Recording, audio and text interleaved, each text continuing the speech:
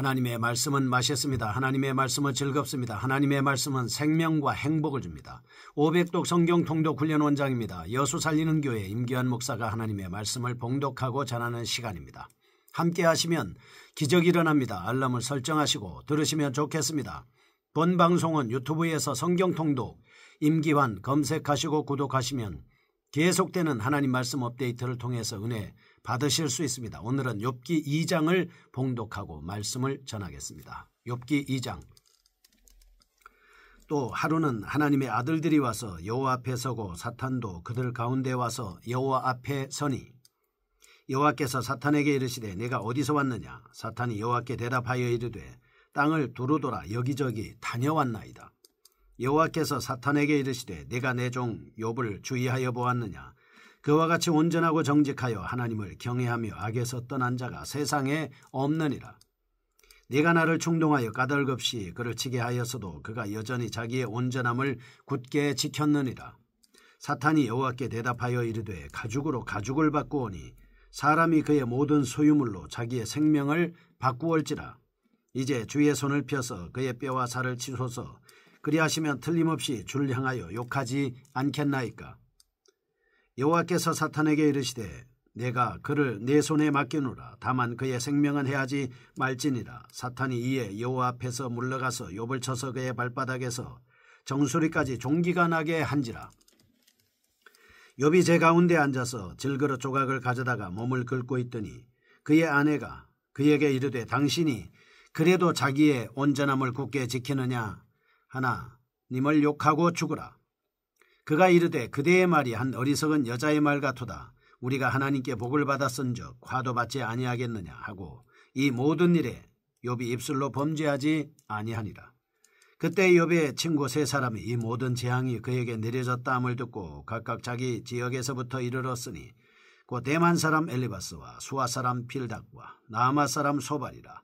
그들이 욥을 위문하고 위로하려 하여 서로 약속하고 오더니 눈을 들어 멀리 보매 그가 욥인 줄 알기 어렵게 되었으므로 그들이 일제히 소리질러 울며 각각 자기의 겉옷을 찢고 하늘을 향하여 티끌을 날려 자기 머리에 뿌리고 밤낮 7일 동안 그와 함께 땅에 앉았으나 욥의 고통이 심함을 보므로 그에게 한마디도 대답하는 자가 없었더라. 아멘. 욥기 2장입니다. 욥의 두 번째 시련입니다. 드디어 세 명의 친구가 찾아오고 있습니다. 1장 8절은 욥에 대한 하나님의 생각이었습니다. 여호와께서 사탄에게 이르시되 내가 내 종 욥을 주의하여 보았느냐.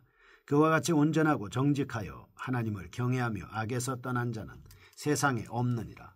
하나님은 이렇게 생각하고 계셨습니다.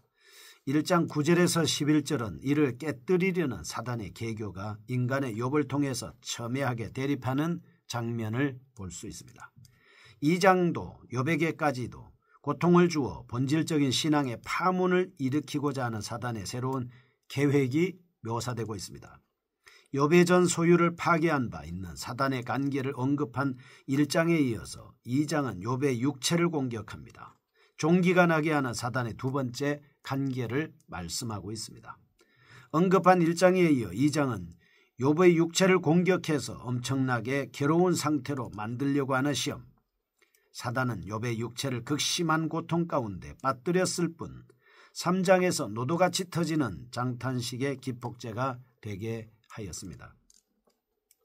이러한 과정을 통해 욥을 등장시키고 있을 뿐만 아니라 11절에서 13절까지는 친구들까지 배치함으로써 전체를 통해서 이어지는 긴 논쟁의 시작을 서서히 열어가고 있습니다. 저도 그렇게 열어가고자 합니다. 1절에서 6절 욥에 대한 사단의 두 번째 시험을 기록하고 있습니다.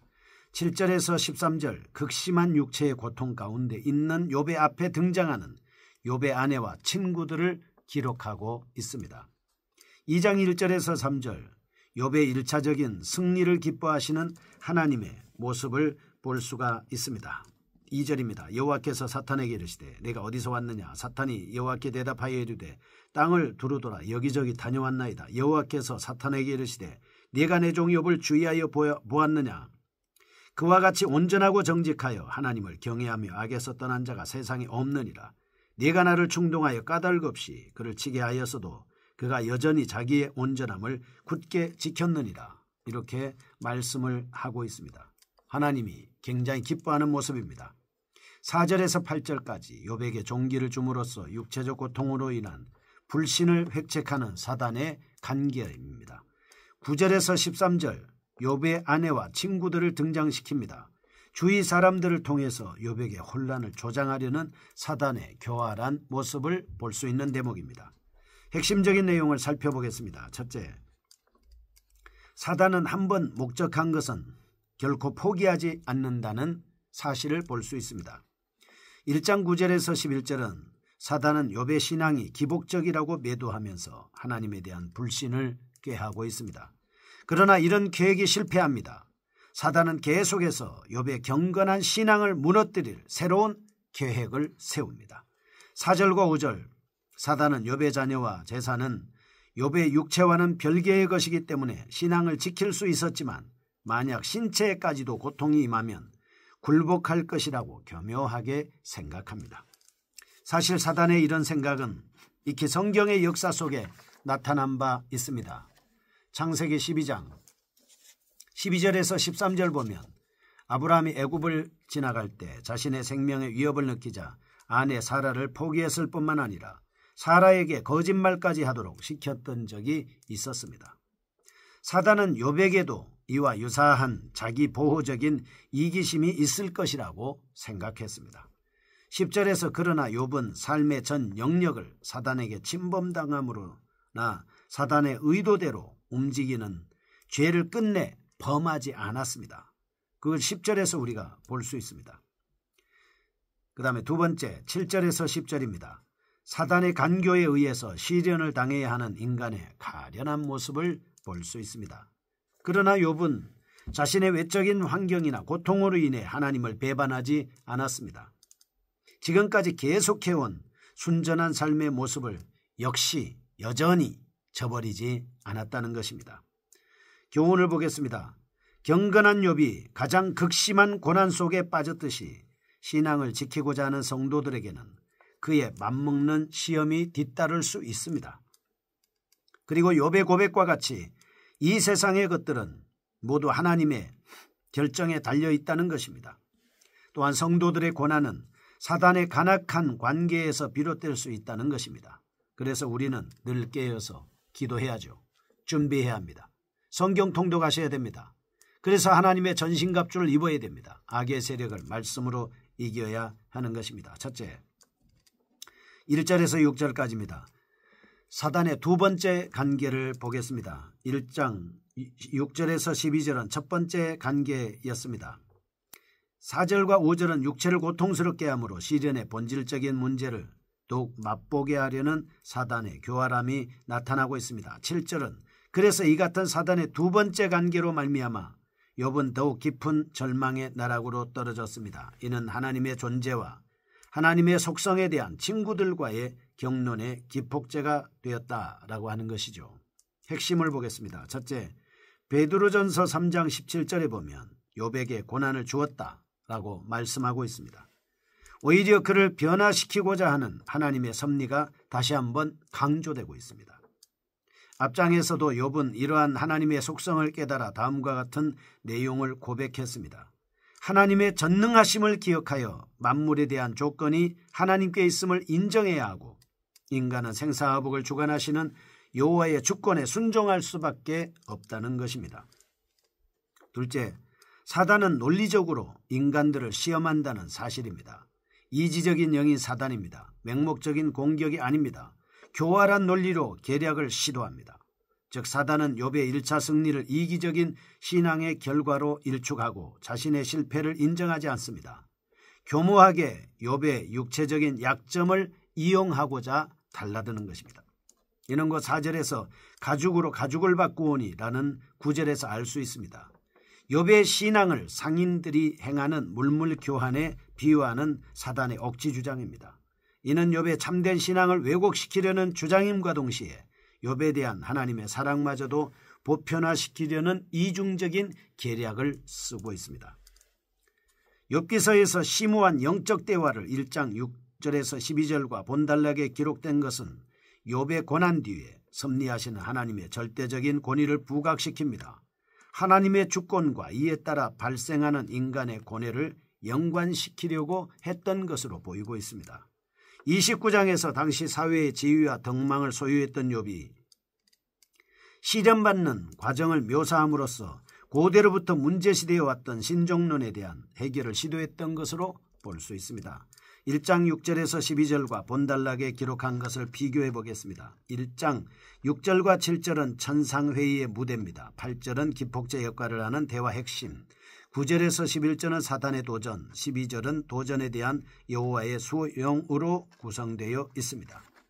본단락 1절은 무대 배경, 2절과 3절은 기폭제인 대화, 4절과 5절은 사탄의 도전, 6절은 도전에 대한 수용으로 서술되어 있습니다. 이처럼 본서 기자는 고도의 뛰어난 문학적인 구성 방법으로 1장과 2장을 언급함으로써 천상회의의 모습을 다시 한번 다루고 있습니다. 위에서 언급한 내용을 통해서 우리는 다음의 사실을 교훈받을 수 있습니다. 3절에서 하나님은 성도들의 승리를 마치 하나님의 승리인 양 기뻐하신다는 사실입니다.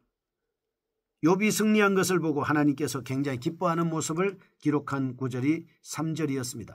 4절과 5절 이를 무산시키고자 하는 사단의 공박이 더욱 심층적으로 기록되고 있습니다. 7절과 8절 전체의 흐름을 서서히 이끌어 나가는 본단락은 종기로 시험당하고 9절과 10절은 욥의 고통을 조소하는 아내가 나오고 11절에서 13절은 욥의 새 친구의 등장으로 나눌 수 있습니다. 본단락에서 하나님과 사단 그리고 욥이라는 사람과 관계뿐 아니라 욥의 아내와 친구들도 등장합니다. 이는 개인적인 고통에 이어 가정과 사회적인 고난까지도 묘사함으로써 인간의 지혜와 능력으로는 빠져나갈 수 없는 지경까지 도달한 욥의 극한적 상태를 그리려는 본서 기자의 의도로 볼 수 있습니다. 자세히 살펴보겠습니다. 첫째, 사단의 공격은 매우 잔악합니다. 본단락에서 욥에게 생긴 7절에서 종기는 악성 종양이나 염증을 수발하는 궤양으로 가장 나쁜 종류의 피부병입니다.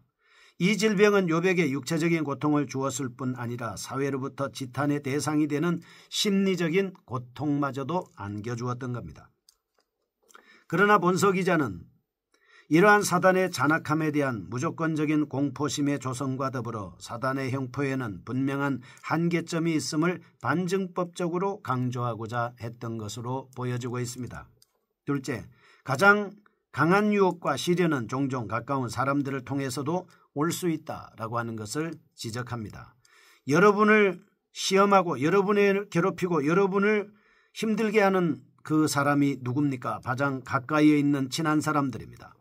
사단은 자신의 앞에서 도구를 선택함에 있어서 매우 지혜롭다고 볼 수 있습니다.